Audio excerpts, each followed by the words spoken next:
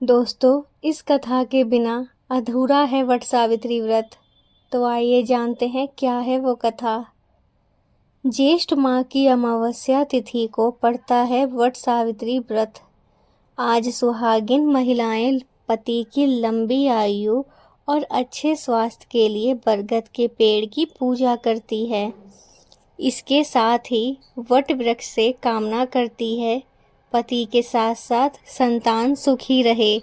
आज के दिन बरगद के पेड़ की विधिवत पूजा करने के साथ व्रत कथा सुनना शुभ होता है। प्रसिद्ध तत्वज्ञानी अक्षपति भद्र देश के राजा थे। उनको संतान सुख नहीं प्राप्त था। इसके लिए उन्होंने 18 वर्ष तक कठोर तपस्या की, जिसके उपरांत सावित्री देवी ने कन्या प्राप्ति का वरदान दिया। इस वजह से जन्म लेने के बाद कन्या का नाम सावित्री रखा गया। कन्या बड़ी होकर बहुत ही रूपवान हुई। योग्य वर न मिलने की वजह से राजा दुखी रहते थे। राजा ने कन्या को खुद वर खोजने के लिए भेजा। जंगल में उसकी मुलाकात सत्यवान से हुई। घुमतसेन के पुत्र सत्यवान को पति रूप में स्वीकार कर लिया। इस घटना की जानकारी के बाद ऋषि नारद जी ने अक्षपति से सत्यवान की अल्पायु के बारे में बताया। माता पिता ने बहुत समझाया, परंतु सावित्री अपने धर्म से नहीं डिगी, जिनके जिद के आगे राजा को झुकना पड़ा। सावित्री और सत्यवान का विवाह हो गया। सत्यवान बड़े गुणवान, धर्मात्मा और बलवान थे। वह अपने माता पिता का पूरा ख्याल रखते थे। सावित्री राजमहल छोड़कर जंगल की कुटिया में आ गई। उन्होंने वस्त्र भूषणों का त्याग करने अपने अंधे सास ससुर की सेवा करती थी। सत्यवान की मृत्यु का दिन निकट आ गया। नारद जी ने सावित्री को पहले ही सत्यवान की मृत्यु के दिन के बारे में बता दिया था।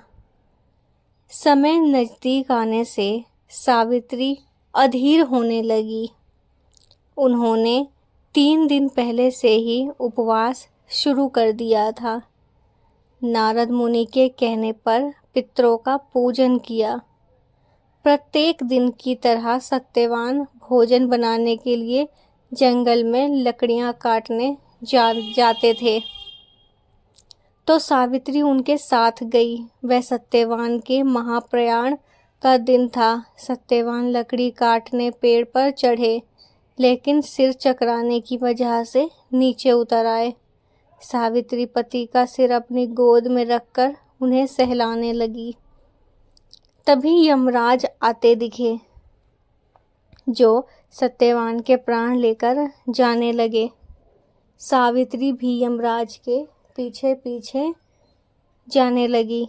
उन्होंने बहुत मना किया, परंतु सावित्री ने कहा, जहाँ मेरे पति जाते हैं वहाँ मुझे जाना ही चाहिए। बार बार मना करने के बाद भी सावित्री पीछे पीछे चलती रही। सावित्री की निष्ठा और पति प्रयाणता को देखकर यम ने एक एक करके वरदान में सावित्री के अंधे सास ससुर को आंखें दी, उसका खोया हुआ राज्य दिया और सावित्री को देखने के लिए कहा। वह लौटे कैसे? सावित्री के प्राण तो यमराज लिए जा रहे थे। यमराज ने फिर कहा कि सत्यवान को छोड़कर चाहे जो मांगना चाहे मांग सकती हो। इस पर सावित्री ने 100 संतानों और सौभाग्यवती का वरदान मांगा। यम ने बिना विचारे प्रसन्न होकर तथास्तु बोल दिया। वचनबद्ध यमराज आगे बढ़ने लगे। सावित्री ने कहा कि प्रभु, मैं एक पतिव्रता पत्नी हूँ और आपने मुझे पुत्रवती होने का आशीर्वाद दिया है। यह सुनकर यमराज को सत्यवान के प्राण छोड़ने पड़े। सावित्री उसी वट वृक्ष के पास आ गई जहाँ उसके पति का मृत शरीर पड़ा था। सत्यवान जीवित हो गए। माता पिता को दिव्य ज्योति प्राप्त हो गई और उनका राज्य भी वापस मिल गया। इस प्रकार सावित्री सत्यवान चिरकाल तक राज्य सुख भोगते रहे। अंत पतिव्रता सावित्री की तरह ही अपने सास ससुर का उचित पूजन करने के साथ ही अन्य विधियों को प्रारंभ करें। वट सावित्री व्रत करने और इस कथा को सुनने से व्रत रखने वाले के वैवाहिक जीवन के सभी संकट टल जाते हैं। दोस्तों, ये थी सत्यवान और सावित्री की कहानी। आपको कैसी लगी हो हमें ज़रूर बताना। हम और अच्छी अच्छी कहानियाँ आपके लिए लेकर आएंगे।